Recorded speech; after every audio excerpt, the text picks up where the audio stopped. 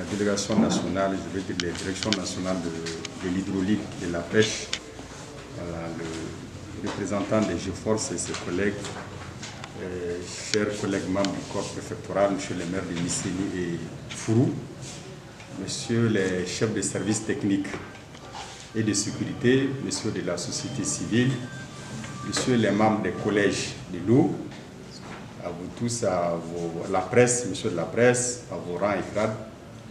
Je voudrais tout d'abord vous souhaiter, à la suite du maire de Fourou qui représente le maire de Kadiolo, vous souhaiter la bienvenue et un agréable séjour. Et souhaiter beaucoup de chance pour les travaux de cette Assemblée générale constitutive des clés du cercle de Kadiolo, des communes de Misséni et Fourou. Et c'est un bonheur pour moi d'être avec vous. Et tout de suite, l'historique des clés a été déclinée par Mme Kansai. C'est des structures qui existaient, mais qui sont tombées à un certain moment dans une certaine léthargie. Et aujourd'hui, il nous revient de les dynamiser,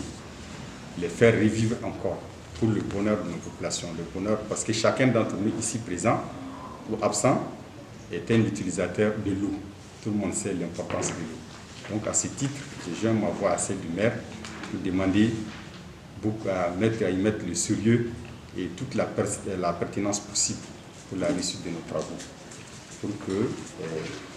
en faisant revivre ces clés, nous puissions in fine avoir le résultat attendu. Donc c'est sur ces mots d'espoir que je déclare ouvert les travaux de l'Assemblée générale des clés du cercle de Kadiolo. Je vous remercie. Merci. Clé barale ne y'a faamuya cogo min na n'i ye ɲininka n b'a fɔ ko fɛn gbɛlɛn tɛ mais n'i ye ɲininka n b'a fɔ ko a tiɲɛni yɛrɛ bɛ bɔ min faamaw clé baara tiɲɛni bɛ bɔ faamaw na an kana siran k'o fɔ dɛ ni jamana nin dilanni ye tiɲɛ ye an b'a fɔ ɲɔgɔn ye o ye jumɛn ye kɛrɛnkɛrɛnnenya anw taara réunion dɔ kɛ Yanfoyi la ne bɛ chambre tɔgɔra n'o ye chambre de minuit an taara réunion nin kɛ a fɔra an ye cogo di diragi bɛ ba yɔrɔ o yɔrɔ la ka diragi bɛɛ lawuli anw yɛrɛ wulila ka ba bolo minɛ ka yala ka taa diragi dɔw ye an ko diragi tigiw ma a ye ba bila a fɔra an ɲɛna diragi interdit ninnu sanni anw bɛ bɔ yen an ka diya deuxième bɛ se k'a sereya an bɛ wele téléphone na mɔgɔw fɛ n'a yɛrɛ y'a titiri f'i ɲɛna i jaabi tigɛ n'a dun fɔra k'an ka ji lakanda a bɛ lakanda ko o n'a ɲɔgɔnnaw to yen wa ministre ka diragoli bɛ ba kan ɲɛmɔgɔbaw ka diragoli bɛ ba kan ko anw dun ye civiliw ye anw ye sɛnɛkɛlaw ye tiɲɛna anw yɛrɛ mago bɛ ka ji ɲuman mais e ka taga fɔ ko wuli ka bɔ yen n'i ma sɔrɔ sira dɔ fɛ i bɛ sɔrɔ dɔ fɛ dɛ donc ne bɛna min fɔ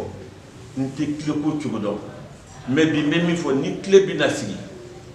a ye jija a y'o yɔrɔ kɛlɛ aw min ɲɛmɔgɔ ye fɔlɔ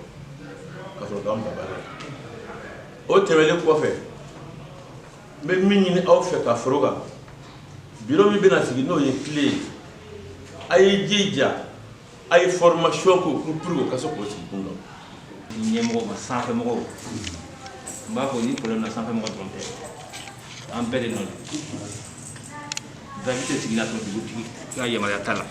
maire b'a kalama donc an kana sanfɛmɔgɔ jalaki an yɛrɛ sen b'a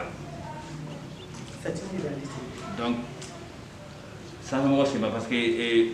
baara bɛ ka baara min ye dirako ye hali ni yiri tɛ an b'a ka baara kɛ kɔrɔlen o ne ye misali kelen ta kita dɔ taara dagi fo ba kɔnɔ fin dɔ kɔnɔ mɔgɔ daga an bɔra kalama an taara k'a ka wuli a yɛrɛ wuli a ye minɛ jama bɛɛ ma a ka dugutigilakaw de ye yamaruya d'a ma k'ale ye yɔrɔ sɛnɛ a ni cɛnniba don sotarama jɔlen don k'a ka minɛn bɛɛ layɛlɛ malheureusement photo tɛ ne y'a photo ta ne kun donc an bɛɛ de nɔ don an kana fankili jalaki donc daɲɛw b'o fɔ o pɛrɛn-pɛrɛn tigɛ k'a fɔ a ye a k'o faamuya donc fɛn in jiko in kɔni la gestion des ressources en eau la an bɛɛ de kun bolo ni ji tiɲɛna an bɛɛ de nɔ b'a la donc ni ɲɛmɔgɔw ka fɛn bila la appel e nin bɛ sariya dɔn a se lase duguma lase maire ma ka ɲɛfɔ a ye donc min tɛ bɛn sigida la ko ne y'a fɔ cogo sigida ye mɔgɔ ninnu ta ye o ye tiɲɛ mais sigida mɔgɔw fana bɛ sariya de kɔnɔ dɛ se ka fɛn dɔw bali ni sariya ko fɛn dɔw kan a bɛ kɛ o fɛn ka tiɲɛ dɔw fɔ ɲɔgɔn ye. ayiwa an nana jɛ ka sigi ka masala min kɛ bureau min bɛna sigi aw kana fɔ ko an ye mɔgɔ dɔw tɔgɔ di olu de bɛna baara kɛ an ka ɲɔgɔn dɛmɛ tɔgɔ bɛ se ka sɔrɔ ɲɛmɔgɔ minnu nana ka bɔ Bamakɔ o ye kɔrɔfɔ min da an tulo kan an ka mɛn ka ɲa an ka baara kɛ peut-être mɔgɔ wɛrɛ ka ɲɛbɔ an fɛ mɔgɔ wɛrɛ fana ka dɛmɛ. wari ye mɔgɔ cɛ sisan mais min kɛla ka tɛmɛ cɛ bɔra k'a fɔ an ye yiri dɔ turu ka tɛmɛ le mandat passé an ye yiri dɔ turu ka tɛmɛ après Guan sira la an nana Miseni à gauche an ye yiri turu yen voilà donc an b'o fɔ ka fara a kan voilà ni Ala sɔnna ayiwa furu mɛri y'a fɔ cogo min an bɛɛ le ye fɛn kelen ye an b'an tɛgɛ di ɲɔgɔn ma an ka mɔgɔ minnu nana bɛɛ y'a mɛn fana an ye réunion dɔw kɛ Miseni ils sont au courant donc ni Ala sɔnna an bɛ bolo di ɲɔgɔn ma baara bɛ ɲɛ ni Ala sɔnna. ayiwa donc an bɛ foli di bɛɛ ma kura ye n ma kuntala jan ko tɛ ne bɛ waleɲuman dɔ foli kɛrɛnkɛrɛn k'o lase GFORCE ma a ka lasigiden b'an fɛ ka juru yan parce que ka cɛsiri la ne y'a ye an sera ka kɛnɛ nin labɛn a sɔrɔla yɛrɛ ka timinadiya de fɛ donc concours a tɛ san sɔrɔ juru kɔ donc an bɛ direction nationale mɔgɔw fana fo olu minnu fana ye taa mana bɔ fɔ Bamakɔ k'an sɛgɛrɛ k'u fo ka foli di bɛɛ lajɛlen ma ne hakili la fɛn tun bɛ Kajolo jɛni ya san 10 ye an bɛ se k'a fɔ an bɛ yen ka a wotugu n'o ye tile bureau sigilen an ka cercle kɔnɔ an bɛ dugawu de kɔni kɛ bureau min sigira a kɛra danaya de kɔnɔna na mɔgɔ mɔgɔ taara yan jamakulu dɔ de dara o la k'o don bureau in kɔnɔ donc bɛɛ k'i jɔyɔrɔ fa komi baara tɔw bɛ ONG bolo k'a fɔ kalan bɛna kɛ bilasiraliw bɛna kɛ an b'a ɲini bɛɛ fɛ bɛɛ k'i yɛrɛ bila baara nin ka bila la pour que Kajolo bɛ se ka kunkɔrɔta sɔrɔ a kɔnɔ cogo min na. tile bureau kurayalen o ye baara de daminɛnen ye o kumana n b'a ɲini Ala fɛ Ala ka baara min kalifara tile bureau mɔgɔw la Ala k'a kɛcogo ɲuman nɔgɔya u ye n b'a ɲini bɛɛ lajɛlen fana fɛ min ye préfecture ye o min ye maire ye o bɛɛ de ka tile dɛmɛ a ka baara la ni u ma tile dɛmɛ tile ka baara tɛ se ka san sɔrɔ n'i ye tile kɛtɔ ye ka san sɔrɔ yɔrɔ o yɔrɔ a b'a sɔrɔ olu de dɛmɛna a fɛ pour que a ka se ka san sɔrɔ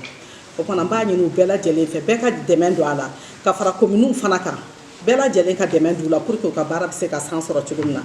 yarabi Ala ka baara in sabati Ala k'a kɛ bureau kunnandi ye an bɛ min ɲini a bureau ko la yarabi Ala ka sabati ka k'o ye an y'a ɲini Alahu taala n'an kira fɛ. Voilà minnu bɔra Bamakɔ ka na vraiment hali bi an ka foli b'aw ye voilà donc ani GFORCE les partenaires GFORCE désormais qui est un partenaire voilà qui fait partie de notre répertoire des ONG an b'olu fo. Voilà, donc le président a vraiment un sourire, vraiment à Tchèsirilen on le sait, depuis en année là. Chaque fois qu'il fait le tour, il est avec nous. Donc vraiment félicitations, voilà, pour avoir mobilisé, pour pouvoir nous mobiliser. Voilà, donc les collègues sous-préfets, membres du corps préfectoral, le président, chez les maires, et en tout cas, chers participants, tout le monde par les services techniques de sécurité, la société civile. Voilà, donc les maires, vraiment, depuis le matin, en Benyoronka.